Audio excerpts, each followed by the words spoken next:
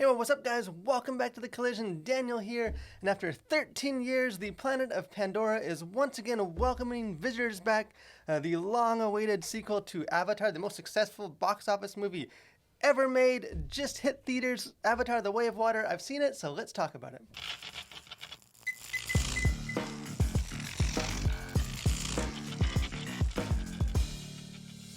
So Avatar: The Way of Water, the sequel, kind of has a couple things that it's trying to do. The first one is just continue the story that was established of sort of the big blue Na'vi aliens. Hey, I even wore blue for the occasion.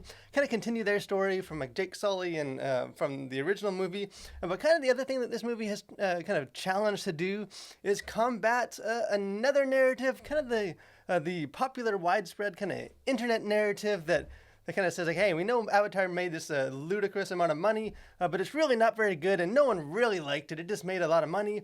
So that's kind of this sequel is trying to kind of rewrite that narrative, and kind of on both of those fronts, mission accomplished. And because this movie is spectacular, I thought this was a really good movie. I always thought that the kind of internet narrative was always kind of a silly hipster thing. Anyways, the sequel, The Way of Water, really is a kind of a triumphant return. And just a display of like this classic cinema, classic storytelling, and in a lot of ways, it's like a masterclass in filmmaking from director James Cameron. So let's get into this. But before we kind of take the plunge to break down the movie, I will say right from the start, as far as like family audiences or as Christian audiences, there are a few kind of content things that I think Christians need to be aware of going in. The main thing maybe just being that, hey, there's a whole lot of exposed blue alien flesh on display, much like there was in the first one. And then there's also just sort of like a heavy kind of pantheistic spirituality that kind of goes throughout that. So there are definitely some elements to get into, and we'll get into that later in this review. But just sort of approaching this first, like just as a movie, as a story, this movie is great. Kind of like the first one, kind of story-wise, it actually has somewhat of a simplistic plot. Kind of the sky people, aka the people from Earth, kind of arrive to harvest the resources, and this time, kind of true to the sequel, this time it's personal. They're also trying to get revenge on Jake Sully from the events of the first films, causing kind of Sully to leave, find refuge among kind of from the forest, like the sea people, the sea aliens, which kind of have like different customs, and kind of like as a forest Na'vi, in the water, he's sort of metaphorical fish out of the water, kind of, once again, out of his comfort zone, has to kind of learn their ways. And of course, ultimately the war finds him anyways, and he has to kind of lead the charge to protect the planet, protect the people. And if all of that sounds kind of vaguely familiar, it's because that's largely the plot of the first movie. From one perspective, this kind of is a retelling of the same story. Kind of, once again, Jake is kind of in an unfamiliar group of people and has to learn their kind of religious customs and cultural things, and kind of grow sort of that hero's journey. So I can see some people being kind of frustrated that it's essentially just sort of repeating a lot of the same story beats. But what I liked about this is that in a lot of ways, James Cameron, he kind of paints with broad brushstrokes. This is very much kind of classical hero's journey material, and kind of the simplicity of it almost gives it more of like a mythic kind of like a modern myth. And kind of one of the key differences in the plot is sort of unlike the first movie, which is very much like a Romeo and Juliet, sort of these like star-crossed kind of forbidden romance between Jake and then his sort of Na'vi princess, and they kind of come together. This story picks up after that, and they are now a family. They are now kind of going through this, even though it's a similar journey, they're going through it in a very different stage of life. And it's refreshing to see. This is sort of an uncharted path for Hollywood oftentimes that usually kind of ends at, the initial romance and they're together. And this kind of shows, what does all that look like, later in the relationship when it's not just sort of that initial romance. So I actually think that some of the repetition actually works in favor of like the themes and what the story's going for. Kind of visually, as might be expected, this movie is absolutely stunning. I saw this thing in 3D in like the biggest Dolby theater, and I'd be hard pressed to think of like a more immersive theatrical experience. Maybe that I've ever had. And again, there is sort of a lot of spectacle to this, but it's not just like empty spectacle, like lights and trying to kind of flashy stuff. There's a lot of just sort of beautiful scenes and just sort of exploring the planet of Pandora, especially when it kind of shifts towards more like the setting of like the water and kind of above the water, but also like as they go below the water. Just just stunning shots all throughout this. Definitely a movie that's worth seeing on a big screen to kind of get that full immersive experience. But the movie also, it does have a lot of action. A lot of things are going on in this movie. Kind of like the first movie, it is essentially a war movie. Almost the entire last third of this movie, or the last hour of it, is almost nonstop action. It's kind of a bit of a slow build, kind of build into, by the end, it very much climactic and kind of cinematic, and so there is a lot of action. There's a lot of stuff going on, but one of the things that, and again, this movie is over 3 hours, so it has time to explore different things. And one of the things I enjoy about this movie is, although it does have sort of the spectacle and the action, it also takes its time. It spends a lot of time just sort of exploring kind of both the world and kind of the different elements of the world, and also just the characters in the world. It spends time developing kind of each one of like the Sully family,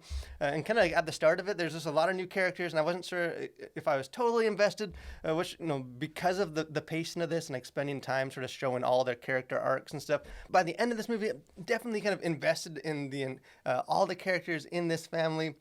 So although it is a very long movie, over 3 hours, it didn't necessarily ever feel like it was slow or just sort of meandering, because it's always either showing action, or else it's sort of showing interesting stuff of the world, or it's delving kind of deeper into like who these characters are. So as far as like stuff going on the surface of this thing, content, I think this is, especially for like Christian audiences, this is more where I think the dividing line of whether this is something you want to appreciate or see, or is this something that you're uncomfortable with, or just sort of think you'd rather stay away. Because this movie is rated PG-13, and it's probably right at that line. It gets as close as it can to sort of on the line between like a PG-13 and an R. So as far as profanity, there's one kind of F-bomb. And then quite a bit of just other kind of, I guess, more minor profanities, but it's pretty consistent all throughout this movie. A lot of just sort of, words that start with S and various words starting with B, and this, all those sort of kind of cornucopia of profanities. So that is in there, and it is kind of unnecessary and somewhat off-putting, but probably about consistent with what the first was. At least a couple, one for sure, maybe a few more of like kind of religious, kind of using the Lord's name in vain, or like saying a good God, or things like that in this movie. And then there's maybe a handful of like rude kind of name calling, or other like vulgar words that aren't necessarily swears. Violence. This is a war movie, so a lot of characters die, but mostly kind of bloodless. Like they get shot by arrows, or they're smashed against walls, or they explode and die in explosions. Nothing really gory or graphic. And kind of the one exception to that, the only real like truly gruesome death, is a character who does have his arm severed, and he's tossed from a boat, and you see him and his limb kind of flying through the air, and they both land in the water. So that is somewhat gruesome, but for the most part, the violence and action in this isn't necessarily over the top or gory or bloody in that way. Sexuality, here's one of the main maybe the main areas I think that will be divisive for people. Like I said, the female, the Na'vi, the aliens in this, they're all wearing very scantily kind of tribal outfits, which sort of just covered the more important bits and expose the rest of the flesh. Very much sort of like National Geographic kind of they don't cover anything from behind, although they have tails, so you don't like see the buttocks or anything, but there's a lot of flesh. Again, most of it's covered. Kind of the one, I guess, unfortunate exception where it's not covered happens right at the start of this movie. There's a character, Sigourney Weaver, her like blue avatar is like floating in this like medical case, kind of filled with liquid, and there's sort of some cords and stuff around, and the camera's kind of moving, and you do see briefly like and she's fully nude. You do see for it's like a brief moment like her exposed breast, and you do see like a glimpse of like the nipple. So it shows that again. It's not shown in like a sexualized way, but it's there, and that's sort of the one exception where like it's not covered. But yeah, it does happen sort of in that scene at the beginning. So if you do see it, maybe just be aware of that if you want to close your eyes or look away. So there's that. And then there's like a male character who's a human. He basically wears a loincloth throughout this whole movie. So kind of the male equivalent of the skin. But at least for me, I just wasn't bothered by that. Again, they're CGI kind of alien creatures. It's not usually shown like in like, they don't sexualize it necessarily. This is sort of who they are. But again, I know a lot of Christians will have an issue with that, just as they did in the first one.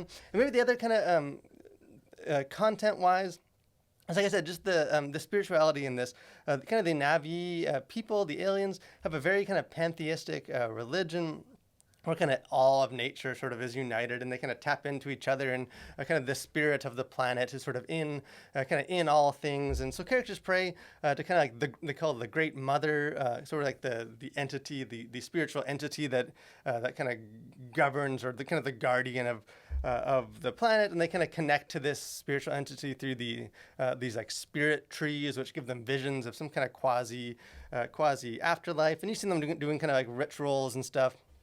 Kind of religious stuff, obviously in more of like this sort of pantheistic sense. So that is a fairly like front and center, like, and it's an important part of sort of the story and the culture. So again, if you're a Christian, kind of be aware of that as well. Though we'll get into it in just a second, maybe some positive elements of that. As far as themes going on, themes beneath the surface of this, there's a couple. I think the main theme of this whole story is just about families. Almost every kind of element, every character, their journeys, all in one way or another kind of come back to this idea of family. And like I said earlier, it's refreshing to see a story that deals with families and kind of the tension within families, but also just sort of the strength, kind of the strength of families, and kind of the role of fathers and of mothers, and kind of protecting their families. And the movie kind of starts with like Jake Sully's character with like a voiceover where he says, "Happiness is simple, but the thing about happiness is that it can vanish in a heartbeat." And kind of the implication of that is, as he's speaking, you kind of see him surrounded by his family, is that family is what matters, but there's a lot of forces both internally and externally that are trying to separate the family, trying to pit them against each other, or take them away. And kind of the challenge of, so how do you overcome that? How do you protect the family unit? And it kind of shows that kind of tension through a couple of different ways. The first one is this sort of the role of a father, kind of a quote that gets used, kind of a bookend like at the beginning, and it's repeated later in the movie, is Jake, where he says, "Family or fathers protect their family. It's what gives them meaning." And it's almost kind of, given some of the cultural narratives and stuff going on, the film almost has a very almost surprisingly like traditional kind of framework of like the role of a father, and that he is sort of protecting. And you kind of see Jake's character very different from like the kind of almost the reckless kind of warrior that just charged into battle in the first film. Well, now he has 4 kids. He has a wife, and that he needs to protect, and kind of leads him to make different decisions, kind of be very self-sacrificial to try and kind of protect his unit. And it kind of shows, although the focus. The primary focus is kind of on father figures in this film. You kind of see the family theme kind of woven in other ways as well. One of a couple of the quotes that even were in the trailer, where he says, "This family is our fortress," or sort of their family mantras, like Sully's stick together. And you kind of see this, although the parents have a protective role, it also showcases like, just brothers learning to become brothers, sticking up for each other despite their differences, or, brothers kind of protecting their sister when she's being kind of mistreated by some of the males in the other tribe. And even at the very end, there's kind of a powerful, almost a passing of the torch, or where you see the children also having a role to kind of to save and protect the parents. So there's a scene where kind of the father and the mother, Jake and his wife, are they're kind of lost and defeated and trapped somewhere, and kind of both characters simultaneously have their kids sort of be the ones to give them the pep talk and guide them out. And you kind of have a son leading a father, and you have a daughter leading a mother. So all throughout, I think there is a lot of this wholesome kind of themes as the movie explores, or what does it mean to be a family and kind of protect kind of that family unit. And maybe another theme, like I kind of mentioned earlier, just sort of faith and spirituality as a strength, because I think there's two ways that Christians can approach the spirituality, the spiritual elements in this movie. I think on the one hand, if you focus on like the specifics of it and kind of like the pantheistic element of the religion, obviously not consistent with a biblical worldview. It kind of brings to mind like Romans 1:25, where it says, they worship and serve the created things instead of the creator. That is very much sort of the message of this. And although I don't think the film necessarily, it's not like preaching that, it's not suggesting that there are spirit trees out in the real world, and it's very much contained to the fictional story. I think it is something that Christians should be acknowledge, and like how it differs from kind of a biblical worldview and kind of Christian Orthodox teaching. But I think on like a broader level, there are some things about this theme that Christians can affirm. I think the specific faith is obviously not consistent with Christianity, but the message of sort of faith and like belief as this sort of source of strength, I think can be consistent or can be affirmed by Christians. Because there's a moment where one of like the Sully kids has like a religious experience.